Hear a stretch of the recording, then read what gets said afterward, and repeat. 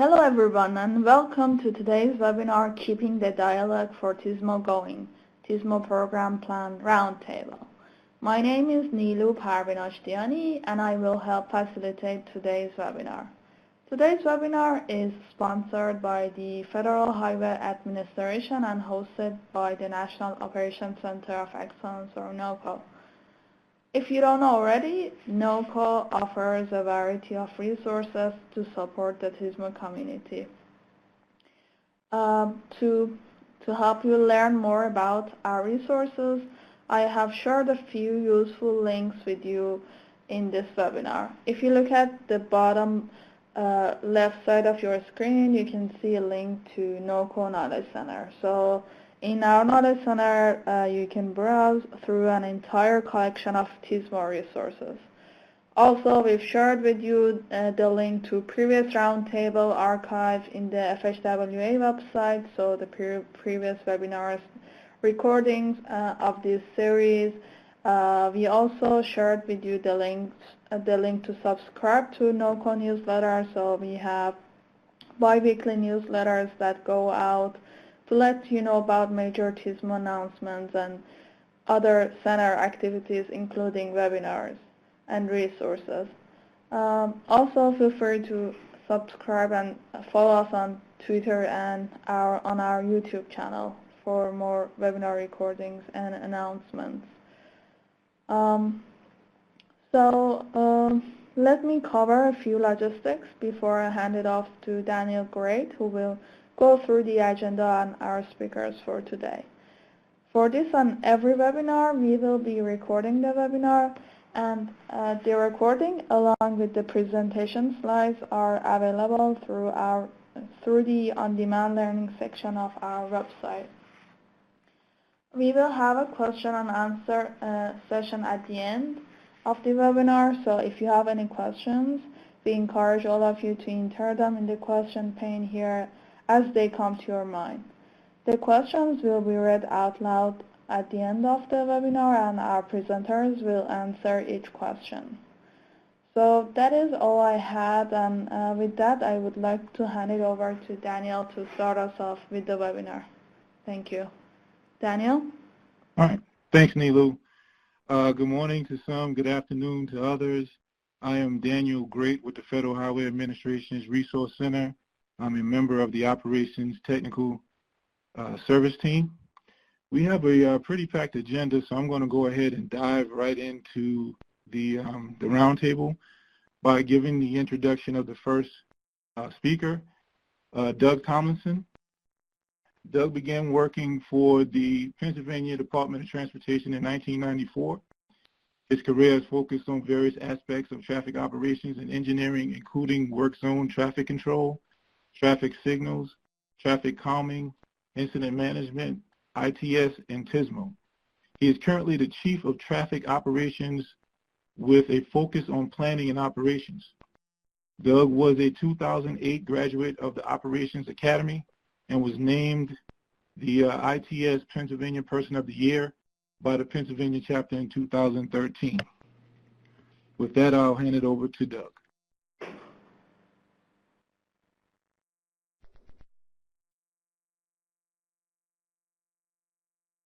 All right, good afternoon, everyone. I wanted to talk today and just share with you some of the lessons learned and challenges that we've faced here in Pennsylvania as we've moved forward on our efforts of integrating TSMO into the overall way we plan here in Pennsylvania. So we started out, like many of you, I'm sure, on the phone here with a self-assessment as part of the SHARP 2 effort. And once we saw where we stood on the capability maturity model, we realized it wasn't that far out of line with many other states, knowing that a lot of us are in the same boat trying to bring TSMO more to the forefront, better lining it with the way our departments of transportation see design, construction, and maintenance. So it wasn't that shocking to us to see that we were in the 1.5 level. But we set a target of a level 3 of what are the things that we need to do to get us to this point. When we first started, we weren't quite sure if level 3 or level 4 were going to be our targets, But when we started looking at what the lift that it would take to get from level 3 to level 4, in many cases we didn't think the benefit would outweigh the cost. So we set our sights on trying to reach a level 3 for our efforts. And we're looking to approach this in multiple facets. I'll talk a little bit about our strategic framework and our program plan. And we've also begun work on a TSMO guidebook series.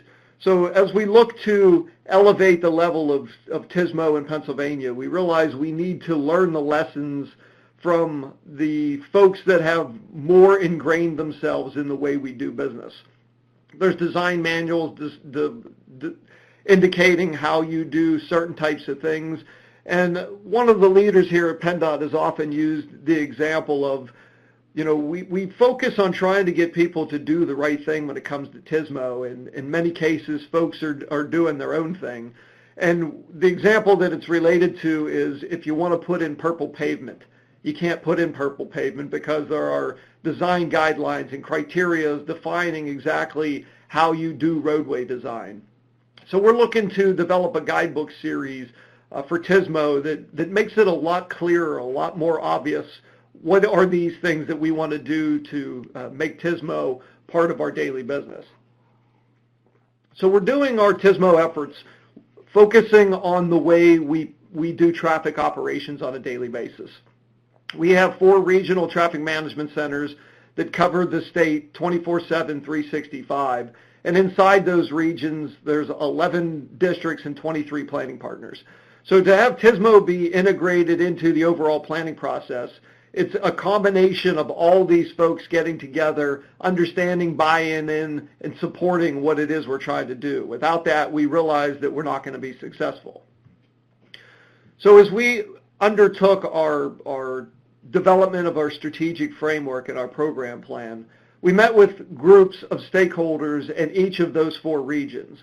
So we set up 4 regional meetings, and we knew we wanted to focus on how are we going to prove the way we do things based on the capability maturity model. So we basically set up what we referred to as speed dating and split each of those meetings into 6 tables. And somebody from the consultant side of the fence was representing one of the different dimensions of the capability maturity model.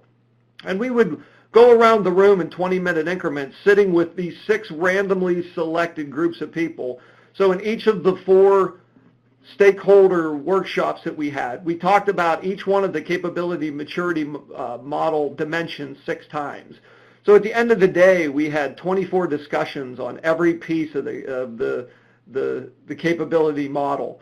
So we knew as we were seeing this, the things that were most important started rising to the top. So when we knew that we were developing what turned out to be our collection of needs for the program plan, we knew we had a good foundation. We were going to have a good support and understanding and basis for what it is we're trying to do for TSMO here in Pennsylvania.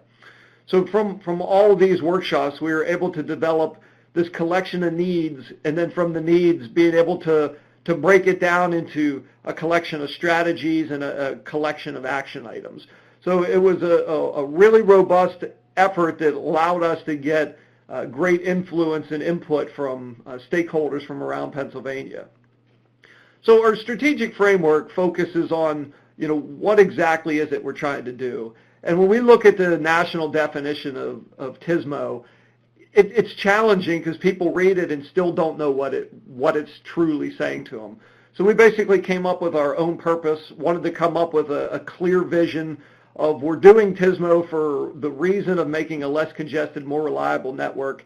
And I think our mission is the same mission that I hear over and over at national conferences talking to other states.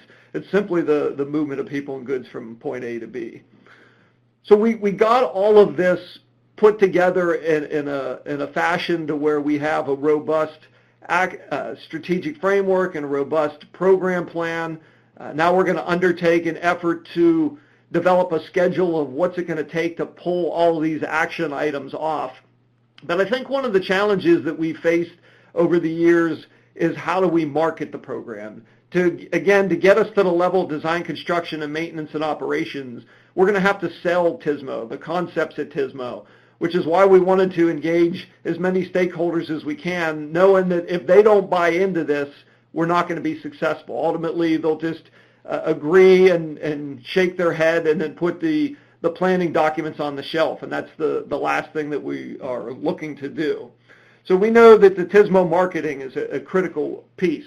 So whether we were talking to the stakeholders or leadership in PennDOT, we wanted to make sure that we could try to paint a picture that people could have an aha moment and realize that, yeah, TSMO is the thing that we need to do. We need to address this because these problems are just unacceptable. So things like some national statistics, but then painting it in a way that could really resonate.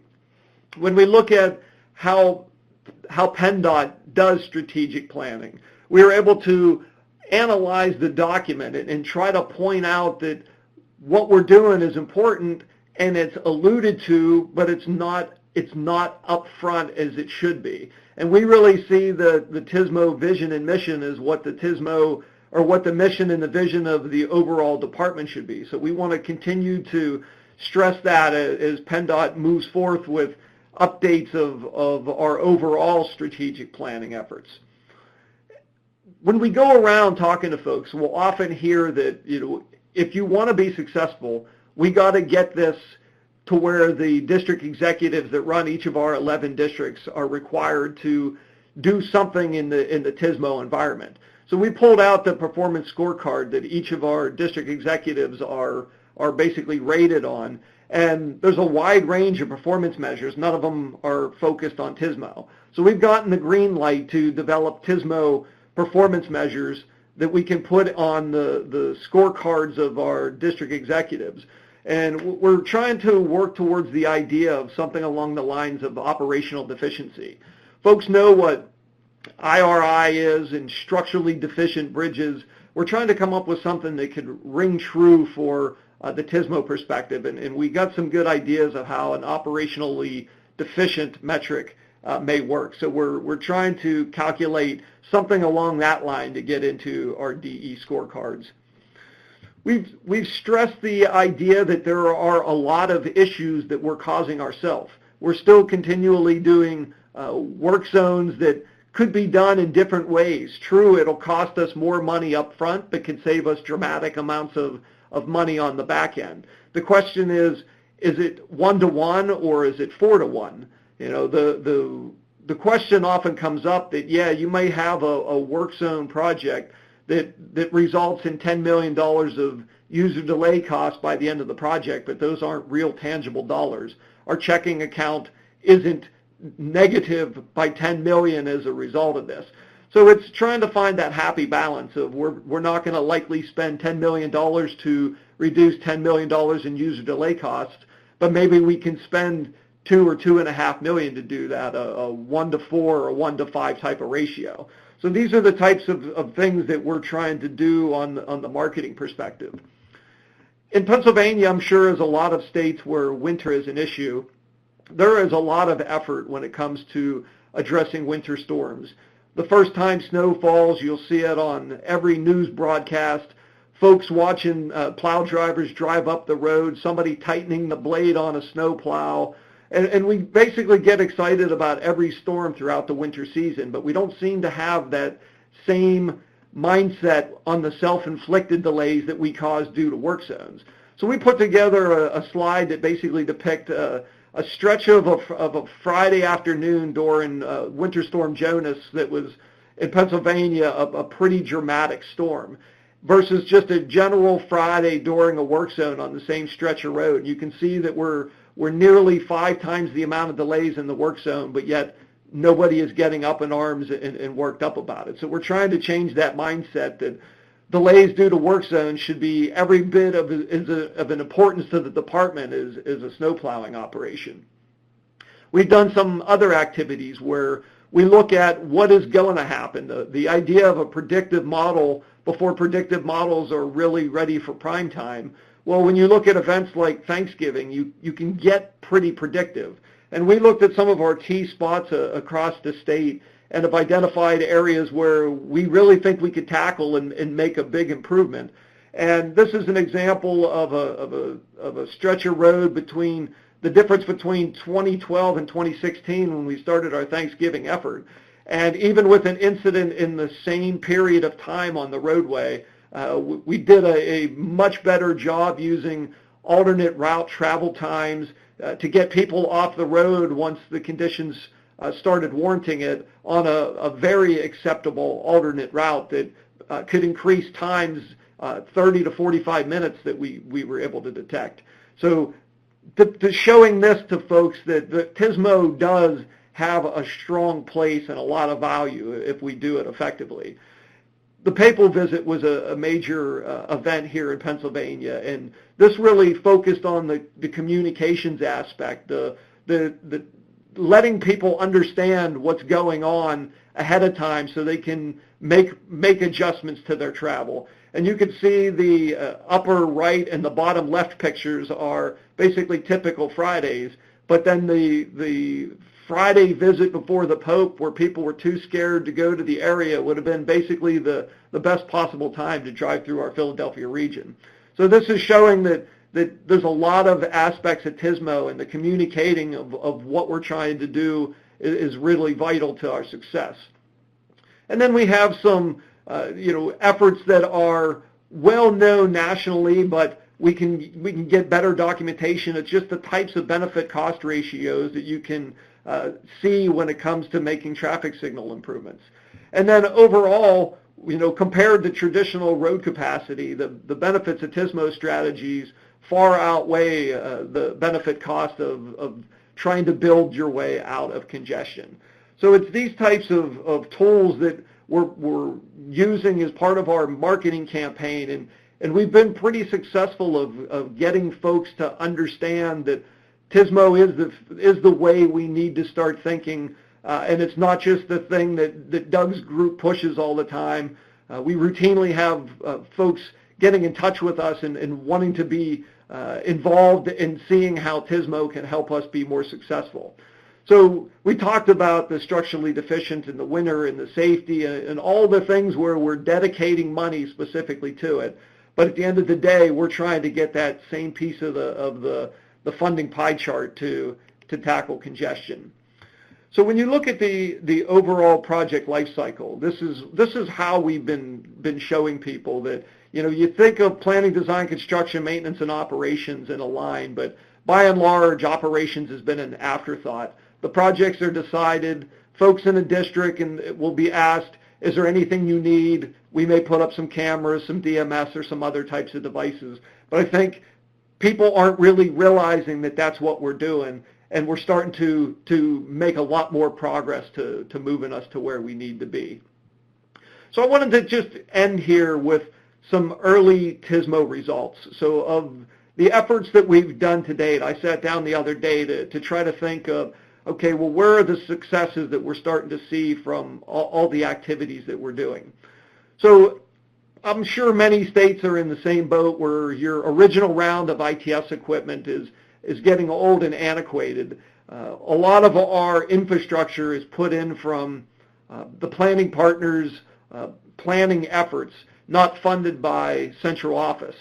So, well, that works when you have a project coming through the area. It's a lot harder when you have a device that's dying and there is no project in the area. So we have a wide range of devices that have gotten to be antiquated, and we've now started getting willingness from leadership to give us additional funding. We had $1 million this year to put towards updating equipment.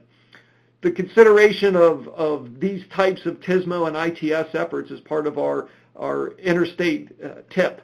For years, the interstate TIP had focused more on roadways and bridges, but now there is a willingness to look at our needs and consider them as part of our interstate TIP.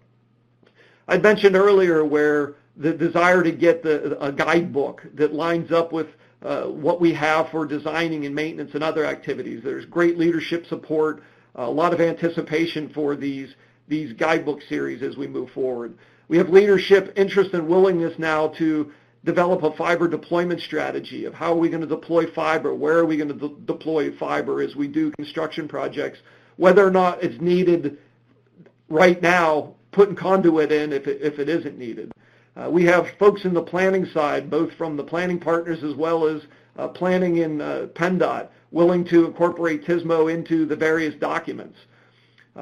We've had great support for our TSMO efforts, a lot of stakeholder enthusiasm. So just getting together, having the meetings, and getting the input has really been valuable.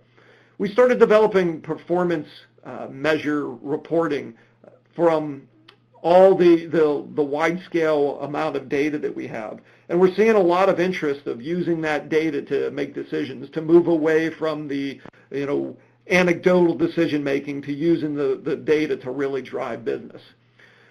We're seeing a huge interest in connected autonomous vehicles at all levels. So Pennsylvania has an active role, and bringing leadership into these TSMO types of activities has really helped that. And it's gotten our secretary excited to the point where she's now part of the ITS America board.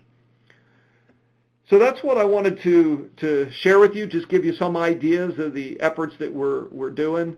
By no means have we solved the problems. There is a lot of effort to do when we get the schedule of all of our actions from the TSMO program plan. We're going to see that the timelines are going to be stretched quite extensively unless we can shake up some additional human and financial resources. So lots of challenges yet to come, but I think we've got a lot of lessons that we've learned of ways to just try to grow this from a grassroots program to something that's more integrated into how PennDOT does business.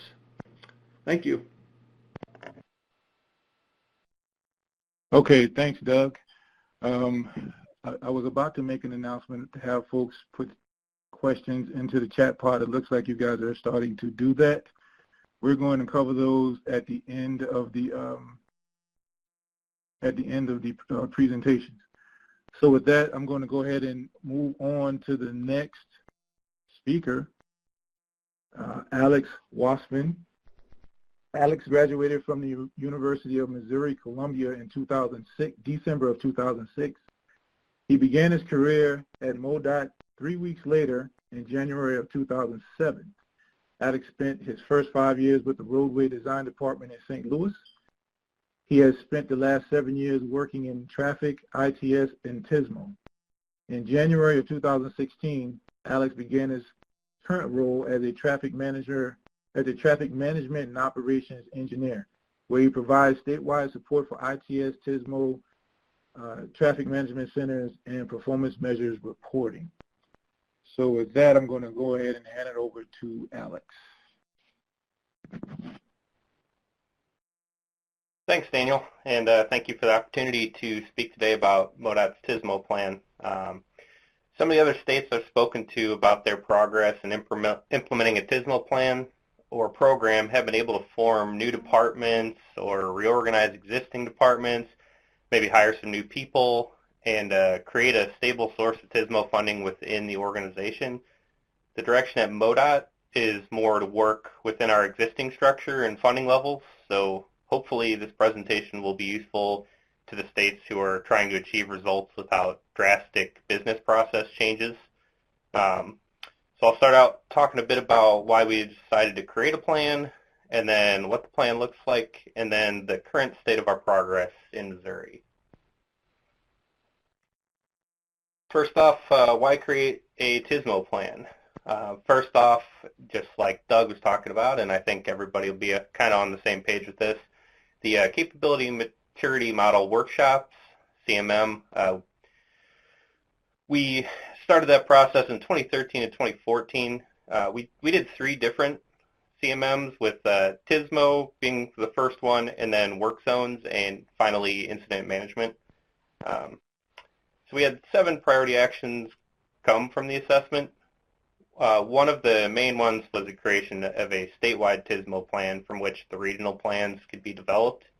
The focus of our efforts so far have been on the statewide plan and its implementation, but the reason why we included the regional plans is that MoDOT's a fairly decentralized agency that leaves a lot of flexibility to our districts to carry out the given direction based on what they see as best fit.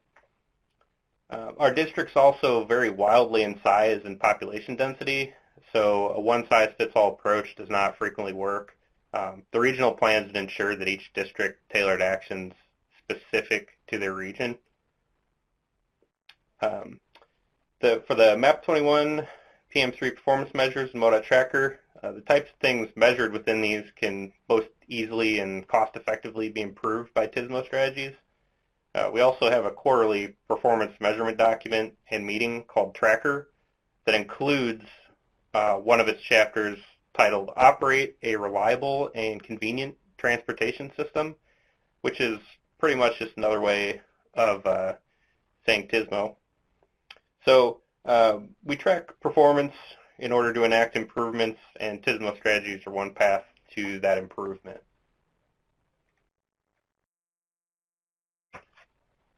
So before we could make a plan, we had to articulate why we needed a plan.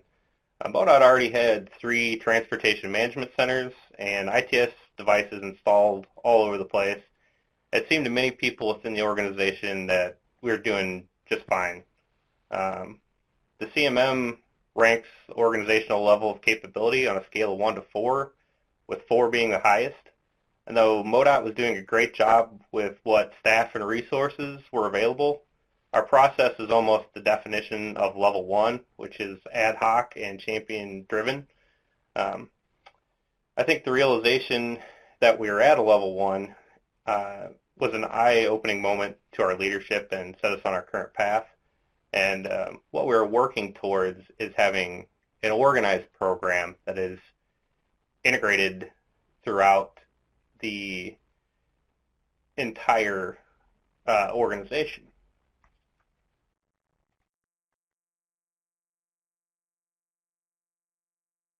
So, our plan is to create a document which details the extent and goals of our plan, as well as specific strategies for implementation. Our plan was completed early in 2017 with the assistance of Olson Associates and Cambridge Systematics.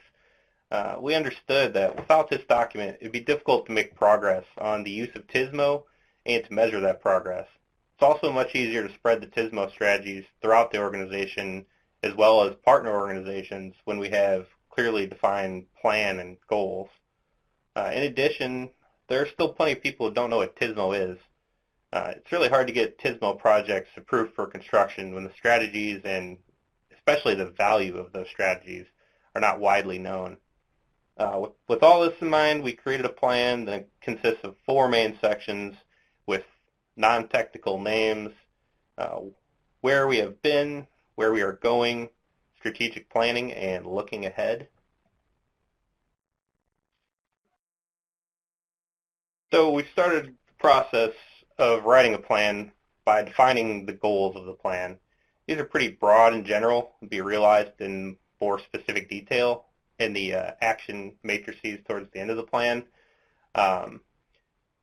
Basically, the goal is the same as PennDOT, and like I said, pretty much everyone else: operate the existing system efficiently, reliably, and effectively through the application of TSMO strategies and programs. We want to consider TSMO solutions and strategies in every MODOT project. We want to include TSMO in the planning stages of projects and programs rather than kind of having to fit them in as the projects come in for review. We want to strengthen TSMO-related education and workforce development, and things like this today as part of that.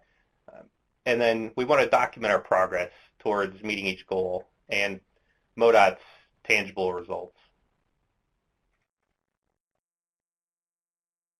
So the 3 initial focus areas for us are traffic incident management, work zone management, and advancing technology in roadway operations. Teams will be created to address each of these areas, and I'll talk about that a little bit later. The traffic incident management is a planned and coordinated program to detect, respond to, and remove traffic incidents and restore traffic capacity as safely and quickly as possible. The work zone management section is to manage traffic during construction to minimize traffic delays, ensure motorist and worker safety, and complete road work in a timely manner. And then the third section, MODOT has deployed a number of mobility solutions to enhance reliability through active management of the system in urban areas and also statewide. The focus on operations primarily been used to manage traffic in TMCs in St. Louis, Kansas City, and Springfield, but we continue to spread that throughout the state.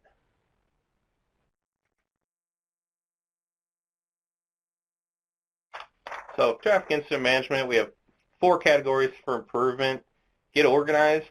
We wanted to form a TIM improvement subcommittee under our Missouri Coalition for Safer Roadways, and that has been completed.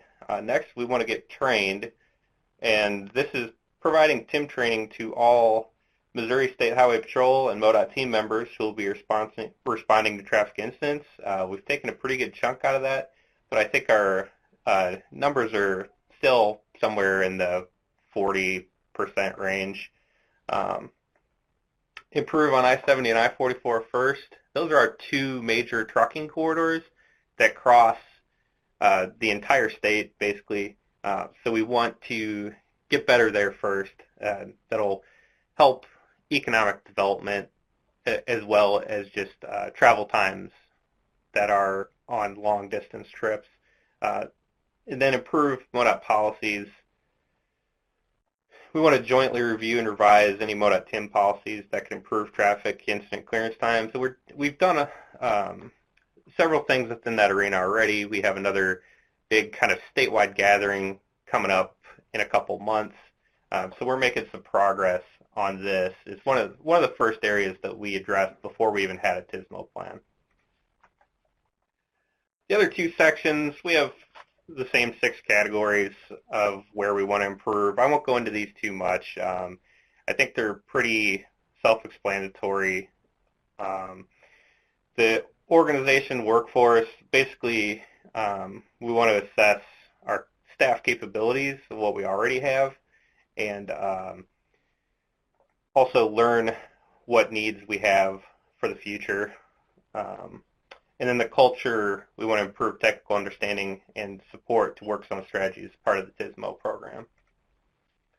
So what does the plan actually look like? For each area, we came up with an action matrix. This is towards the end, and this is a part that's still under construction. But even after completion, the matrix will be continually updated to coordinate and guide our actions. So what we were looking for out of this was specific actions,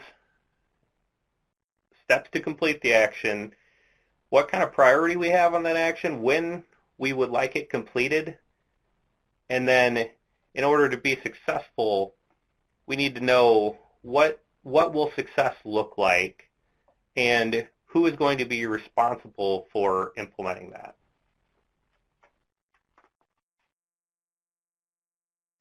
So our current status and strategy.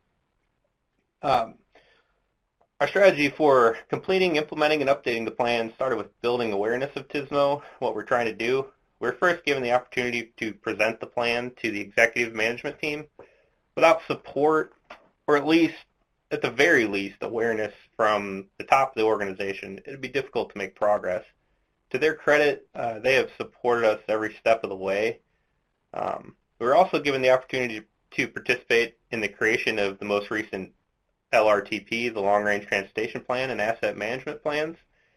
Staff in each of the TMCs and in our central TSMO group were able to provide input on the plans and help them accurately reflect our needs.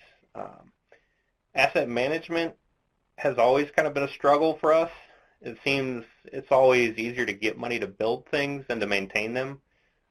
Now at least the needs are laid out in an official plan, even if funding is not completely figured out yet. So after that initial meeting with the executive team, we were given time to present the plan and propose our next steps to all of the division and district leaders at once. So in this meeting, we requested assistance in the form of staff hours from the group. Since we don't have a lot of staff that are dedicated to TSMO, we're going to try and utilize the workforce we have and just take them for a few hours each month to help support the plan.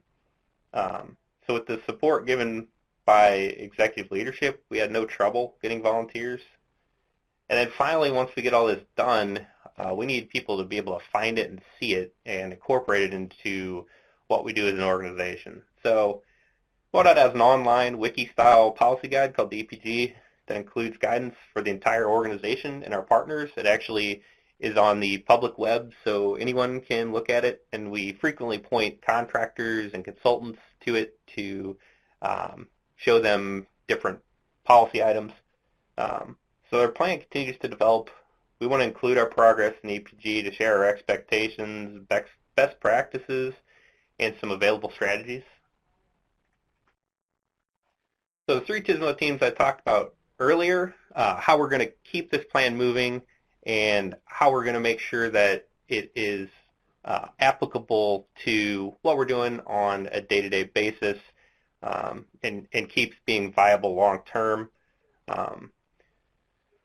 Once again, those 3 teams are traffic incident management, work zones, and advancing technology and roadway operations. So we're going to have a central office TSMO liaison for each team. So we will have one member that kind of attends all the meetings, keeps everything moving forward and on track, and make sure that we are supporting a unified goal. We want to limit the teams to about 6 to 8 members each, so we don't take too much time from people's other business. The work in between meetings can be done by our central office staff, including myself, and then we'll try to get people in to help kind of shape things. We also want to have a mixture of staff, and that includes each of our 7 districts and also multiple divisions in our central office. We want to make sure to have a mix of urban and rural staff. A good way to get anything killed in Missouri is to turn it into an urban versus rural battle. So we want to get kind of everything on board. And then we want to expand outside of traditional staff. Most of our TSMO has been done in the traffic department so far. We're trying to get people like planning and maintenance and construction and everybody, even in some non-traditional kind of business process groups, involved at least a little bit so we can get buy-in across the board. So I guess we wouldn't be here if there weren't some difficulties. If everybody had everything figured out, we wouldn't need webinars to explain what's going on. But anyway, I mentioned earlier lack of awareness, not just throughout the organization, but also in kind of the contracting community. There's always a tendency to pit operations against construction to compete for dollars.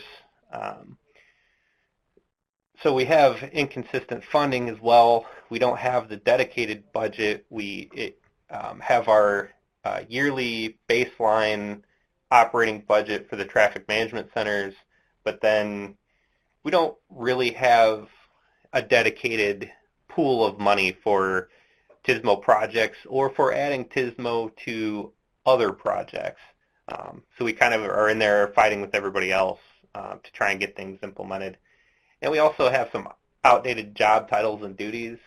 My title fits pretty well, but the other employees in my group, like one of them is a traffic studies specialist, and she does not actually do traffic studies. She is working with me on TSMO full-time. So the job titles and duties don't always fit what we're doing, and we have a hard time, especially with some of the more technical things. We all have to moonlight as network engineers when we have really no training in that. So that's all I have. I see Tom Kearney has already done so, but if anybody has any questions, you go ahead and throw those in the chat pod. We'll address them during the Q&A session at the end of the webinar, and you'll get an answer not only from me, but maybe Doug and John as well. So I'm going to go ahead and pass it on to John, and thank you once again. All right. Thanks, Alex. Next up we have, well, first off, as Alex said, by all means, please put your questions in the chat pod so that we can address them at the end of the session. Next up we have John Macadam. John is the administrator of the Ohio Department of Transportation's Office of Traffic Management. He is a proud graduate of The Ohio State University. He is a huge fan of using technology to make an impact. He has worked in ODOT's operations department since 2005. John has been married to his wife almost as long as he's been working with ODOT. They have two amazing children, Landon and Ellie. With that, I'm going to hand it over to John. Thank you, Daniel. Okay, so I'm going to very quickly turn this over to a website, but here is a little outline of what I'm going to be covering today. I'm going to use a website to walk you through the history, a timeline of what we've done here at Ohio, and then I'm going to talk about the specific parts of our plan. And then we've already begun to implement some of the recommendations, so I'm going to briefly cover what we've done with some of the recommendations, and then how we've communicated it, which, as you've already heard, can be challenging, and then lessons that we've learned along the way. So I'm going to pull up a website, TSMO@odot.com. You're welcome to follow along. It is a mobile-friendly website. Let's see if I can share this.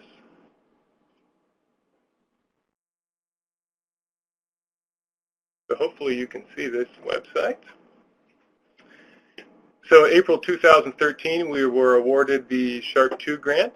We performed the Capability Maturity Model Assessment November, and we decided to benchmark some of the states that were performing well in the areas that we didn't score so high on, and came back with a bunch of recommendations. Probably the most imminent was we need to come up with a plan. We hired a consultant to put together a TSMO program plan, and we put together some leadership to oversee the development of this plan, a technical advisory committee, steering committee, and technical was the people involved in each conversation. The steering committee was more of an executive level, performed a lot of staff interviews, and by the time we got around October 2016, we performed an updated CMM, and then we got the groups together in workshops. I'll talk more about those workshops. We had great turnout from across our 12 districts and central office staff here in Ohio. And we had a couple workshops figuring out what we wanted to do with TSMO. And in May of 2017, we had our draft TSMO plan submitted with recommendations and some recommended quick actions that we can start to work on right away, some of which are listed here. And then in June of 2017, we had a third workshop to roll out these preliminary findings.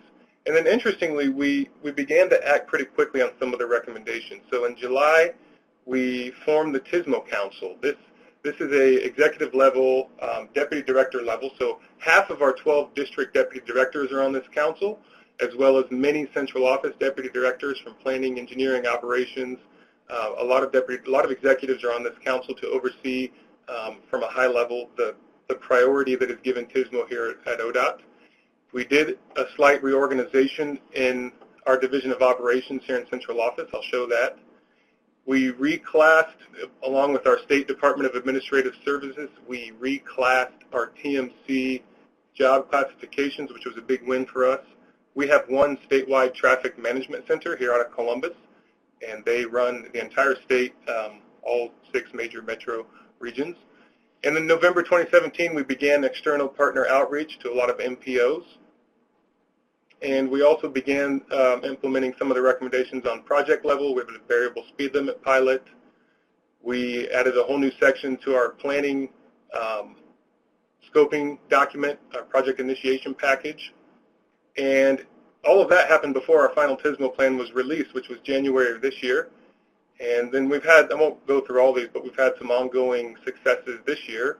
We had one of our capital programs, Statewide Planning and Research.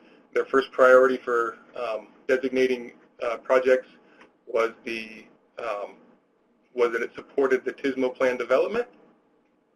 We started developing TOAST. I'll show a screenshot of that. we began communicating in local newsletters, and we then turned it into an action plan to try to get our heads wrapped around what we want to do first. And then we assembled TSMO coordinators. These are district staff, one in each of the 12 districts, to take the lead regionally on all the local efforts in and around TSMO, and they had their first official meeting in April. We updated a plan note for work zones to elevate the importance of traffic incident management, collaborating with TIM partners, and anytime there's a major phase change, get together and talk about what we can do, and then come up with a traffic management plan. And then we released our full TSMO Communications Toolkit. And if you're curious in the plan, you can visit the website here. Nilo, if you don't mind taking it back to the presentation.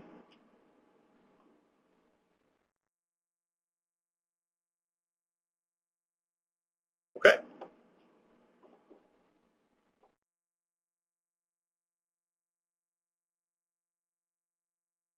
Okay, so I want to quickly go over what is in our plan right now. It is made up of 7 briefs. The first one is a goals and objectives brief, 20 pages on the background, the process, the snapshot of where we started and what our defined goals were. Then a setting the stage brief, 45 pages of the background, the national move towards TSMO, a synthesis of other activities, etc. A resource alignment, 13 pages of our current table of organization, where the current TSMO functions existed and what the recommended changes were. A policy action brief. This is 48 pages of direct recommendations, technology, business processes, performance measures, collaboration, organizational, etc. That's really where we got our recommendations of what should we do about this. A performance measures brief is how do we measure success. There were 8 pages in this brief. Some direct measures of success, other measures that are more along the lines of just keeping an eye on it. Early action implementation plan. One thing that was a high priority for ODOT, especially at the executive level, was having a plan is nice, but they wanted us to take action on the plan. So this was, what can we do first? What can we get started on? And you heard some of those successes early on. And then a summary, which was another, somehow the summary became 33 pages, highlighted the other documents.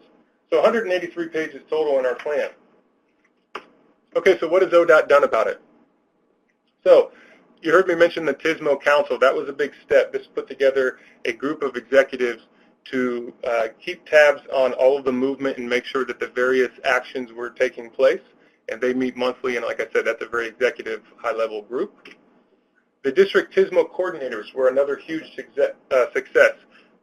In some cases, that was a whole new position at the district.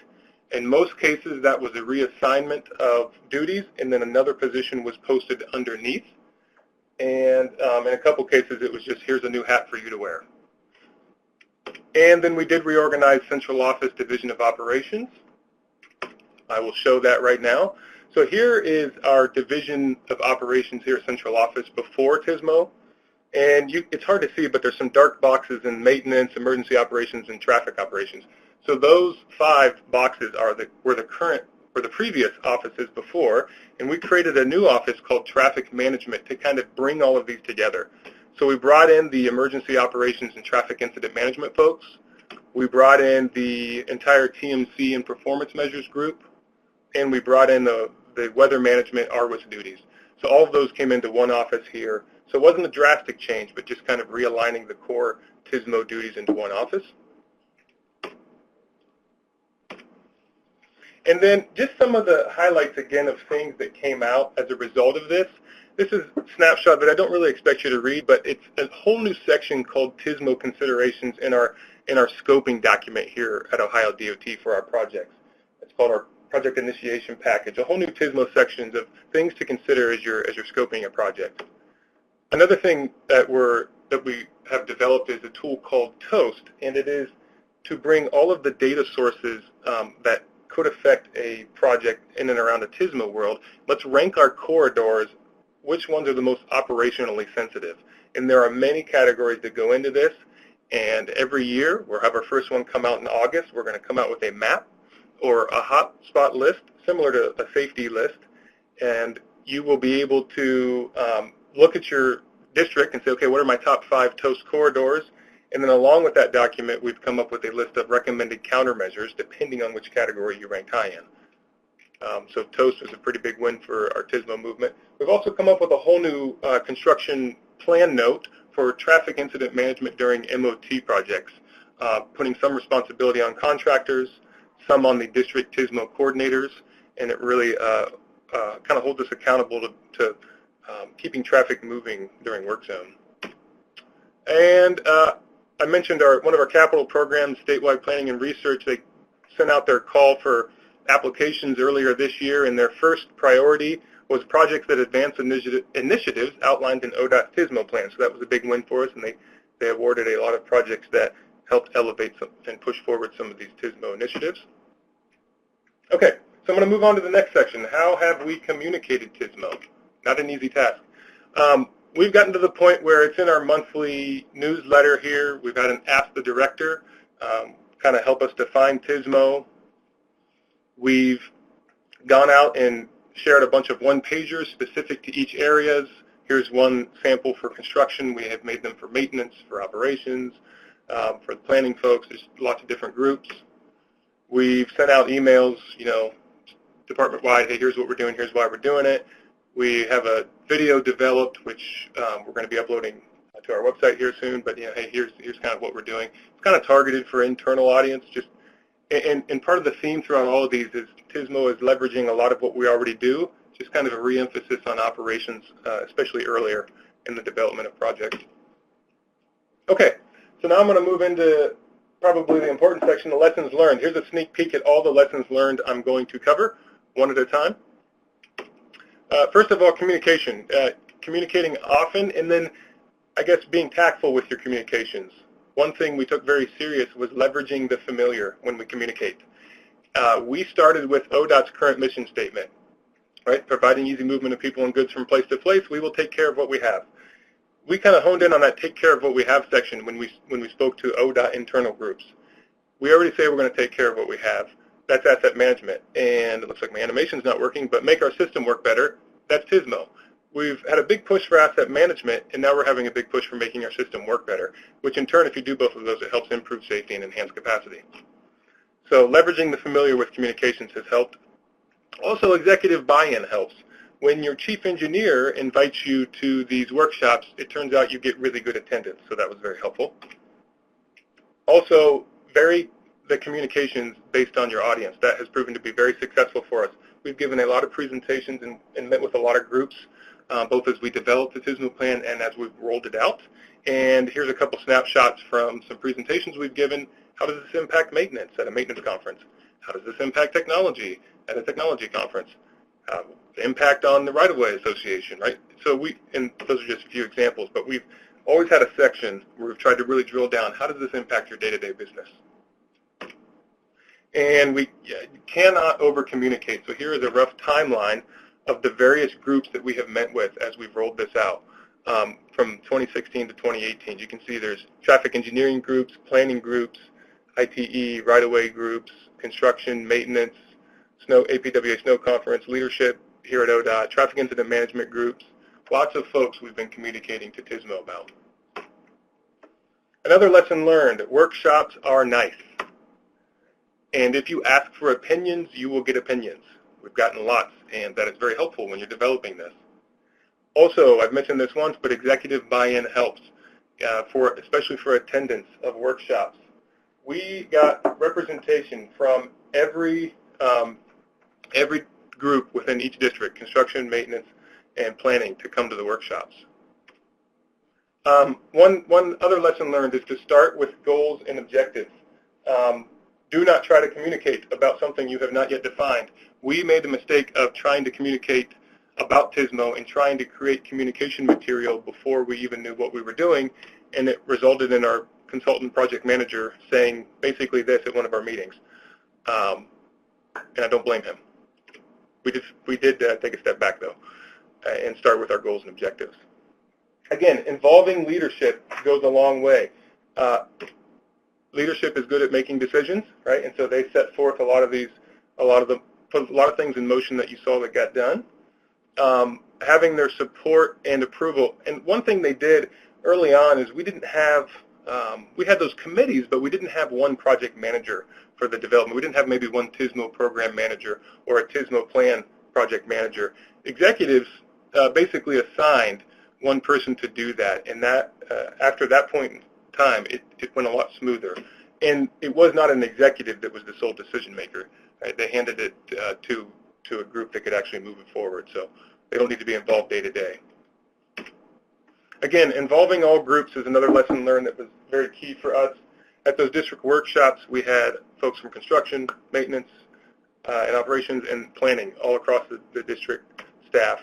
And even the variety of the TSMO Council has proven to be a benefit. We have urban deputy directors, we have rural district deputy directors, and we have a handful of central office deputy directors. Same with the TSMO coordinators. A lot of them are traffic engineers, maybe traffic maintenance folks, but we have folks from planning, we have work zone traffic managers, we have individual who's an asset management project manager, so it's a good variety both on the council and the coordinators, which has helped move a lot of these initiatives forward. One big lesson learned from ODOT that we have been taking serious the whole time is to aim for a program, not a plan. A TSMO plan was a means to an end so that we can kickstart our program. And as you saw on our timeline, we started acting on the plan well before the plan was even finalized, true to operations folks. Another lesson learned, changing resources is not easy. We had lots of discussions about reorganizing the department, similar to what you heard Alex allude to, and we decided let's do a more measured reorganization.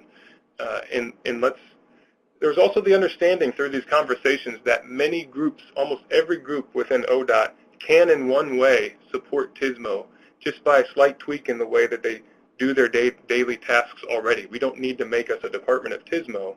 As a department, TSMO is going to be happening in the background in almost every group, and you might not even know that it's TSMO. We have a lot of changing resources, changing money is also not easy. But what was decided initially, this is probably going to be revisited, but for now, ODOT is not dedicating one pot of money to TSMO. They did not want to limit what is available for TSMO projects. They basically wanted to expose every pot of money, all the major capital programs, the safety program, SPR money, just all the various pots of money, operations money, anything preservation, it should all be open for TSMO expansion or TSMO dedicated programs, projects, etc. Another lesson learned is to ask for help. There are many TSMO programs and initiatives that require partnerships, whether it be with planning organizations or traffic incident management or turnpikes or local jurisdictions. But you should only ask for help after you know what you're doing and after you have defined your goals and objectives. So ODOT decided to first let's generate this TSMO plan with what ODOT wants to do to get ourselves ready, and then go out and start to share and ask for help outside of ODOT. And again, I kind of alluded to this earlier, but one lesson learned is that TSMO is successful when nobody notices. At least that's how we look at it. A lot of it just happens in the background. So I took a screenshot of ODOT's current homepage, and you can see I've hovered over the divisions tab here. And you can just kind of walk down in almost every division. So communications, we've come up with a whole new communications toolkit, new videos, new PowerPoints, sent out statewide emails. We've kind of integrated it. We've kind of hijacked our current mission statement. Construction management, we've got a new plan note with contractors. We've got new contractor and coordinator responsibilities. Engineering, we've got new manual language, new policies. We've got new scoping documentation for projects. Our facilities group has been working on upgrading our TMC facilities. We've worked with they're working with the emergency operations staff to provide equipment for full-scale exercises. Our finance department has upgraded, supported a lot of multiple projects from their perspective. Human resources, they helped us come up with a new classification for TNC operators and supervisors. They've also helped us here recently come up with a new classification for signal electricians with a whole new ITS specialist level. IT has supported many projects, including a whole new ATMS project that we're just kicking off. Legislative Affairs secured pilot legislation through the Ohio Revised Code to give us approval for variable speed limit authority on 3 pilot routes, which last winter was the first time we used that. Of course, operations, that affects everything we do. Planning, we've collaborated with planning on the TSMO plan itself. They've helped us come up and study these TSMO TOAST corridors and prepare for that. They've also made a lot of their funding available to this, SPR money, et cetera, and we've collaborated with the safety group as well. And then even our unmanned aerial systems, UAS, they've started a project where they're going to support traffic incident management. So the reason I bring all these up is this all happens in the background. A lot of it you don't even know is because of TSMO. And I think this is my last lesson learned, is to take action. So a 183-page plan is nice, but we think a 14-step action plan is even better. So we consolidated the whole plan into 14. Here's what we're going to do in the year of 2018. And I'll zoom in on one of those, right? So here's what an action looks like. Very simple to the point.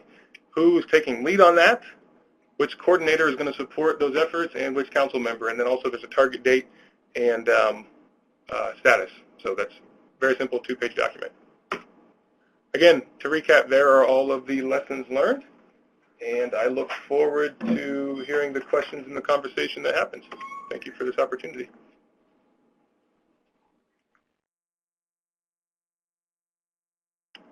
Turn it back over to you, Daniel. Okay, thank you, John. So let's go to the chat pod, see what questions we have. The first question is for Doug. Doug, can you speak to the efforts coordinating TSMO with the Turnpike? So when we started out, we had the Pennsylvania Turnpike as part of our Sharp 2 efforts when we did the capability maturity model. When you look at the dimensions of the capability maturity model from Oregon staffing, and there are so many differences between the way PennDOT and the Turnpike function that it's often difficult for us to do things together. We do our best to coordinate with each other, involve each other in our different meetings. We have an action in the program plan about creating a collaboration between our TSMO program plan and their version of it, which is called a Transportation Operations Program Plan. So we do our best to coordinate between us, but there are a lot of differences. So where we can, like our upcoming 511 system is going to be one system across agencies. We have standardized publications for how you design ITS equipment and our dynamic message sign standards. So there are a lot of abilities for us to collaborate, but when it comes to things like culture of the organization and staffing, things like that, we end up going our separate ways. So we do our best and try to keep each other in the loop. Okay. Thanks, Doug. The first question came from Tom Carney. The second question comes from Tom Carney as well, and it's for Alex. Are truck compliance screening sites like PrePass incorporated into your TSMO roadway technologies efforts? So our weigh-in-motion stations are run out of our commercial motor vehicle group. This is one of the non-traditional partners that I was talking about earlier that we will include in our TSMO planning. PrePass can definitely improve operations, so we're interested in supporting it. We don't specifically have it mentioned at this time, but that's one of the areas that's under construction, and I'm sure that we will definitely mention it in the plan and try to support it through our program. Okay, thanks. I'd be interested, the other states, if they are kind of doing the same thing, do they have it under their TSMO group, or is it within another group altogether? Okay, well, let's get a response from Doug. See if you have a response for that. Could you repeat that? The original question is, are truck compliance screening site like PrePass incorporated into your TSMO roadway technology efforts? I'm not exactly sure what truck compliance screening sites are, so it's most definitely not incorporated into our TSMO efforts at this point. Okay. How about you, John? I'm a little bit with Doug. I'm assuming that, pre-pass is more like heavy load, overweight, oversized permitting, special hauling, that type of thing. If that's the case, we did have them, the heavy hauling and permits group, in our one of our workshops, and not much came out of that as far as integrating into the TSMO plan. There has been a conversation about our new ATMS outputting data in a specific way that will support their day-to-day needs, but that's as much as we've gone with integrating that group. It's a kind of a weigh in motion system, so it lets trucks that have this pre-pass keep driving on the interstate rather than having to pull off to a weigh station and then slow down traffic as they are exiting and then slow down traffic as they're re-entering the freeway as well. Okay, then my short answer is no. Thank you, Alex.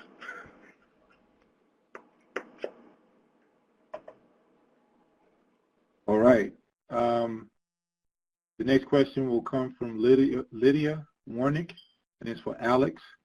What are some beginning network engineering resources that have helped you with your work? So I had some web resources that helped me when I started out. I was given a kind of set of links to go read and documents to check out, so I at least could participate in the conversation. I don't have those handy, but I could certainly provide the group with this information at a later time if I maybe pass it on to Daniel, and then he can maybe distribute. But also, we had things like our network consultant teach some classes to the group. We even had some switches that were not connected to the network, so we could play around with commands and checking things. We also have had meetings between the engineers to discuss any issues with trying to figure out network and to kind of teach each other things that we've picked up along the way. We've kept some written documents of tips and tricks that are updated as needed. Kind of a mix of a lot of things. Nothing particularly formalized, and it's been kind of more of a regional approach. This is another one of those things that we're trying to pull into the TSMO plan because there has been no overriding guidance statewide that everybody could get into. Everybody's required to use the same network gear, so we should be able to at least centralize it a little bit more and maybe provide some information to the different regions based on their experience. Okay, thanks, Alex. Okay, the next question comes from Jason Nguyen, and it's for ODOT or John. It said, did ODOT always have one statewide TMC? If so, are there plans on splitting it?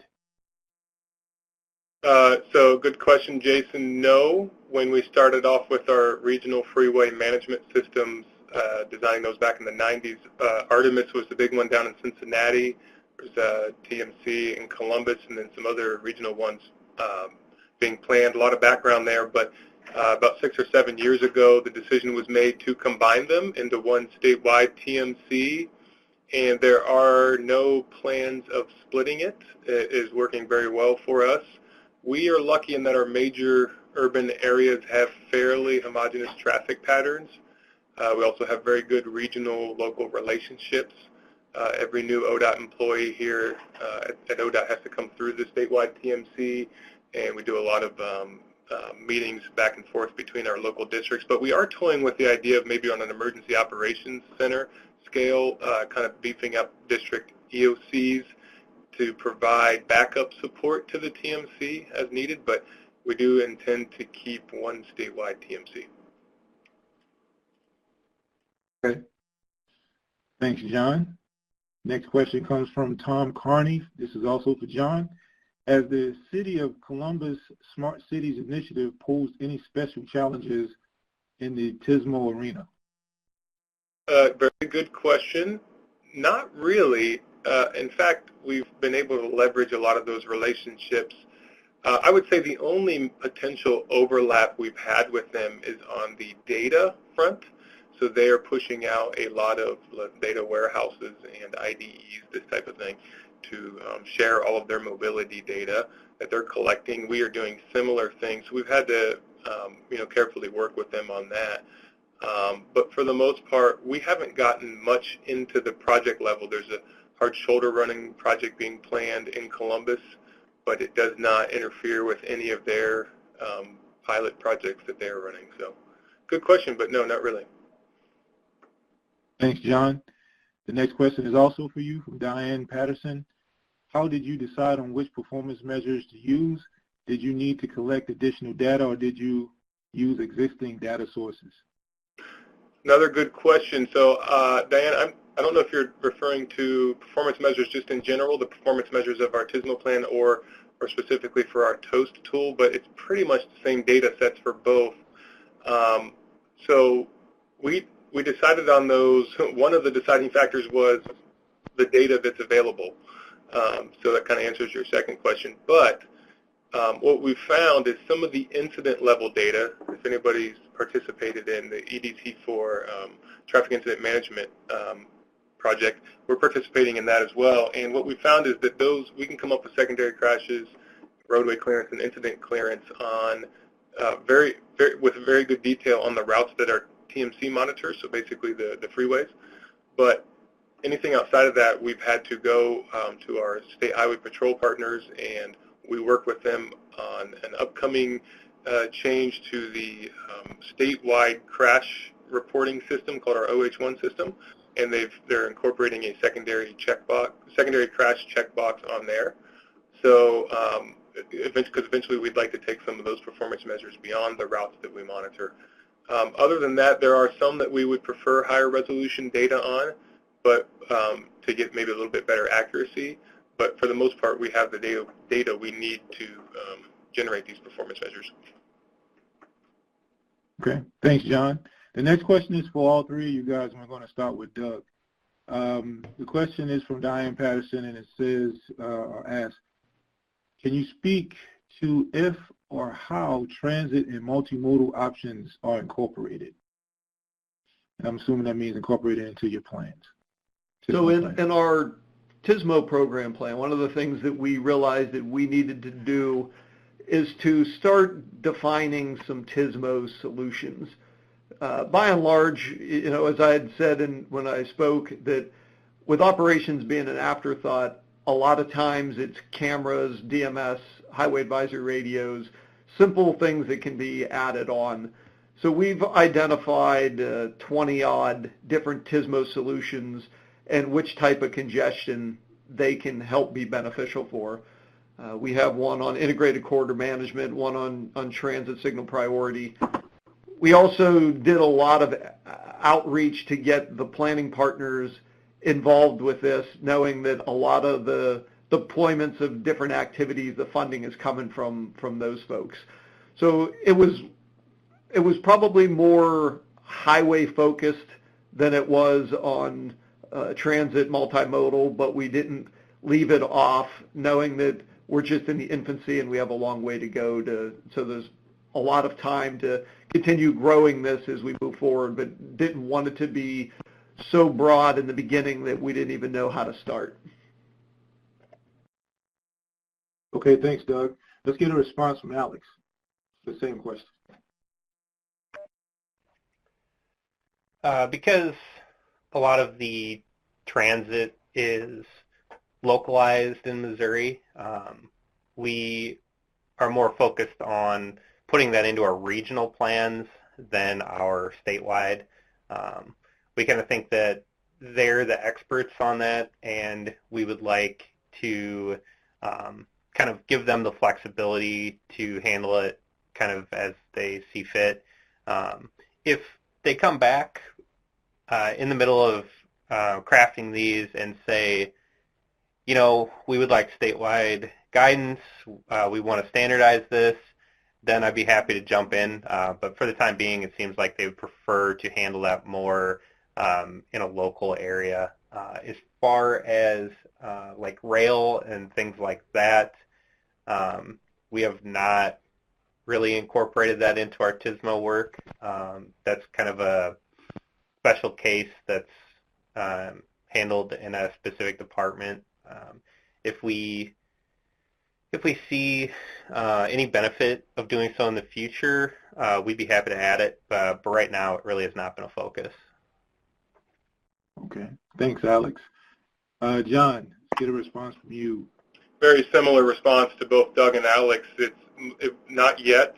We've had some conversations about it, preliminary conversations, especially with if we're going to tweak some of our existing funding programs, could we maybe tie in TSMO and multimodal together as a separate scoring option? So we've started to have that conversation because we've kind of gotten through a lot of our initial actions we wanted to take with the freeway focused TSMO plan. But so I would imagine that's coming here next, and we do plan to engage the MPOs more now moving forward as well. So not yet, but coming.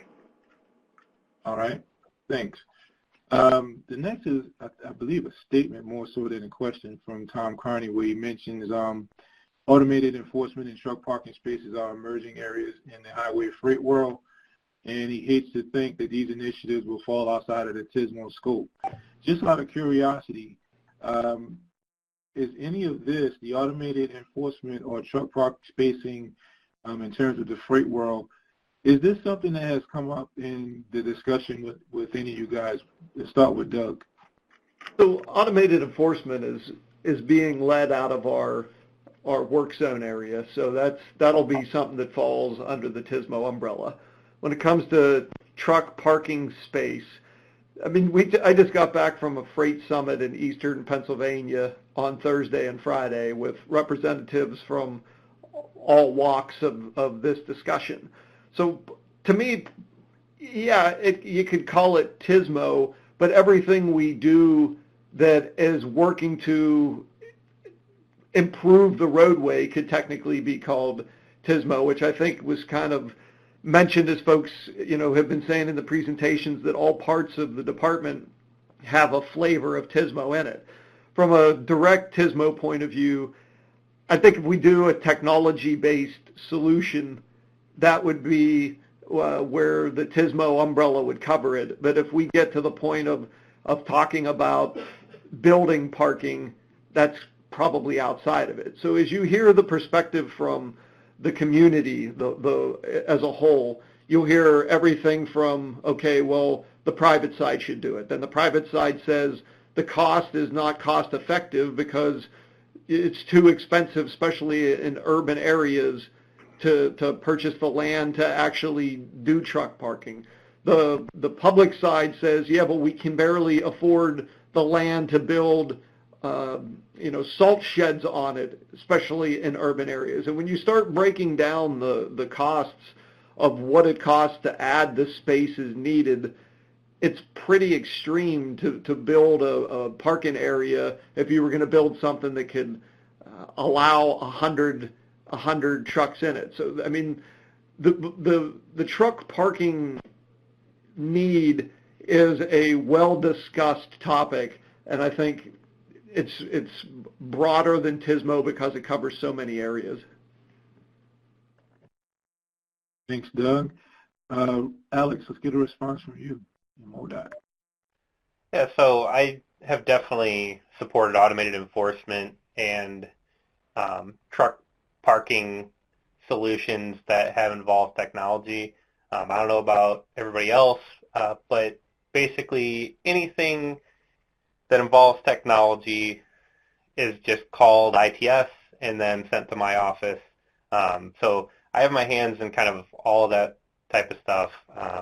Like I said before, I think that the reason I consider this type of thing TSMO is because it does save congestion from the trucks getting on and off and slowing down traffic. Sometimes the on-ramps are not very big, so they're kind of causing a conflict in highly differing speeds, causing a crash risk as well. So I definitely want to support that. And then we were trying to get a truck parking pilot going last year, but it fell through kind of at the last minute. I'm sure it's something that we'll pick up again in the future, and I'll support it at that time as well. Okay. Thanks, Alex. John, let's get a response from you. Yeah, so as Brian Newell mentioned in the chat, truck enforcement itself is not part of ODOT. That's part of separate Department of Public Safety. But truck parking, Ohio's on the multi-state. We were part of the multi-state grant that I believe was a truck parking project that Kansas is taking lead on. We're participating in that, and we're putting out on a couple of our interstates truck parking signs. And we did kind of vaguely tie that into our ITS/TSMO group as well, because at the end of the day, I think Alex mentioned this, it does create a source of unreliable traffic and some congestion that is maybe unexpected. And so we're comfortable looping it in, and we are going to keep our eyes on the success of that pilot project. Okay, thanks, John. We have another question from Matthew Miller, and I'm assuming this is for all three of you guys. Has there been any contractor ITS and TSMO specification updates that originated from statewide and regional TSMO plan and program development? Doug, we'll start with you. Who'd you say you're starting with? Doug, you. Okay, so for us, we've started to try to define now what are those 20-odd TSMO solutions that we want to consider as we grow the TSMO program. So for each of those, there'll be specifications to more clearly define what they mean, how to use them, where to use them, things like that. We've also started developing the TSMO guidebook series that each one of the parts will address planning, design, construction, maintenance, and operations. We have the planning one is out. We're using that to develop regional operations plans for each of the 4 regions. We're finalizing the Part 5 operations document that is going to lay out the requirements for what traffic management centers have to do. We're also looking this year to update the design standards as to when and where ITS equipment is appropriate, how you should use it, the things you need to consider, and so on. So it's definitely ramped up the conversation when it comes to the types of specifications and associated with TSMO. How about you, Alex? I would say that all this is kind of interconnected.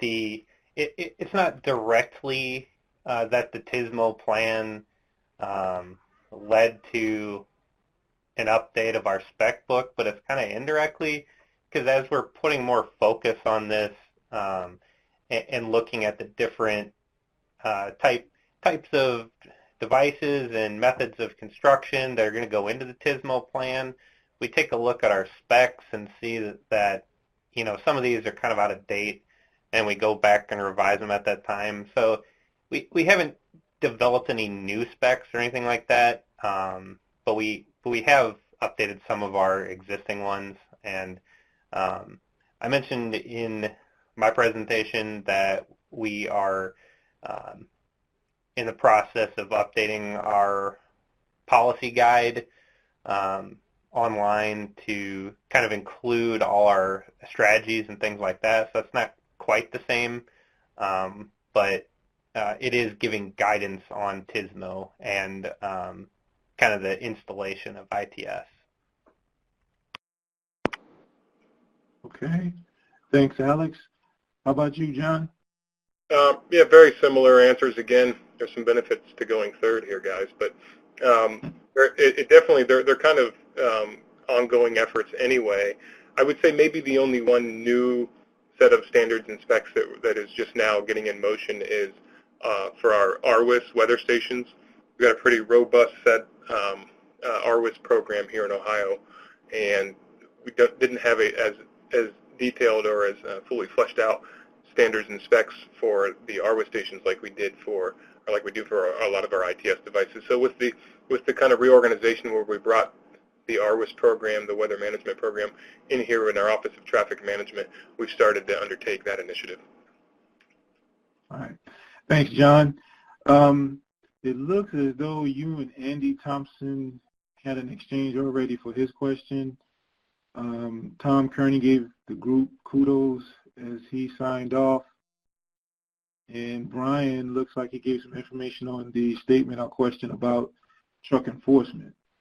So we have a question here from Jim Hunt. And Jim asked John, he mentioned that John touched on cooperation with the ODOT's IT unit in ATMS procurement, and wanted to know whether or not there are any other successes or barriers to note between TSMO and the IT groups. This is Doug. Doug. To John. Oh, go ahead. I'm sorry, Doug. Several years ago, we started the Intelligent Transportation Program in PennDOT, and the idea was to bring the IT and ITS communities together. And over the years, IT has taken a much greater role in all things we've done, TSMO and ITS. We basically have a team of folks working with us to develop performance measures. They created an incident management, an incident timeline tool. They're creating a dashboard for us to use Waze and INREX. They're leading the charge to develop our fiber guidelines, and the list goes on and on. So we've had a dramatic improvement on the relationship, and it's all stemmed from ITS people not trying to do the job of IT people, which we have some examples of those that led to not the most wise decisions on how we do things by ITS people trying to make the IT decisions. So from my point of view, I keep pushing it even farther that we need IT people to make IT decisions and the business community to make the business-based decisions. Okay. Thanks, Doug. Let's get a response from you, Alex.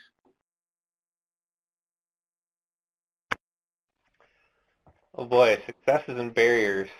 We have about 3 minutes left. There have been plenty of barriers in the past, especially when we're getting started out. I mean, basically, our IT department at MoDOT is a separate department from the traffic group that runs the TMCs and our TSMO group in central office. So, any time that we take as theirs is time that they are not spending doing what they consider their primary job. So it's taken a little while for us to kind of come to an understanding about how to value each other's time and where exactly the boundaries are for who handles what. But recently we've been quite a bit better. We have had our IT group in central office develop multiple tools for us, including one that we just rolled out for our traveler information map. They developed a tool to show bypasses when we activate them in our ATMS system due to a road closure. It basically, I think a lot of it is just planning ahead and making reasonable requests and kind of understanding each other and valuing time. As far as procurement goes, we're kind of in the middle of revamping some of our rules, but we have included them on the process of developing our rules for purchase, and we put together a flow chart that we have on our policy guide to kind of show how we should buy things that are IT related, and we're currently working with them again to not only update that, but to make sure that any purchase we make is going to be eligible for federal funds. Okay. Thanks, Alex. And John, let's get a response from you.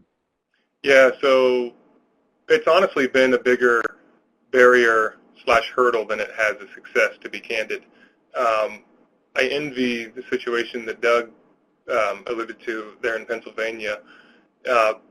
We've we've, and I guess one we'll call it small success is we've had our former CIO tour around with our operations deputy director as we've been planning TMC facility upgrades, because we don't have, specifically on software, data, that whole side of the shop, we don't have any support, or very, very little support, definitely no dedicated support from IT, and it's been a challenge to get any work done on the ATMS or anything with performance measures. We basically, the whole reason we are putting out that we're going to replace our ATMS is so that we no longer have to use an in-house built and somewhat maintained product. So, but it has been a challenge. Now, I will say the one area of success for ODOT has been on the network side. We have an ITS network group that works alongside of our ITS maintenance group, and they have coordinated very, very well with the IT security group and IT network team. So we're a little bit lacking on the software side, and that's why we're trying to kind of get together and let's come up with a good replacement. And we've had some success on the network side. Okay. Thanks, John. With that, we're actually over time, so I'm going to go ahead and close this one out. But before I do, I want to thank Doug, Alex, and John for taking time out of their busy schedules to provide a presentation for us today on the roundtable. And to the other to the folks that are in the audience, please be on the lookout for other TSMO roundtable discussions that will likely come up probably at the end of the summer throughout the year. Again, thank you guys for being a part of this. Thank you to the audience as well that took their time out to be a part of this. And also thank you to Nilu and the center for promoting this and kind of pulling this whole webinar space together for us.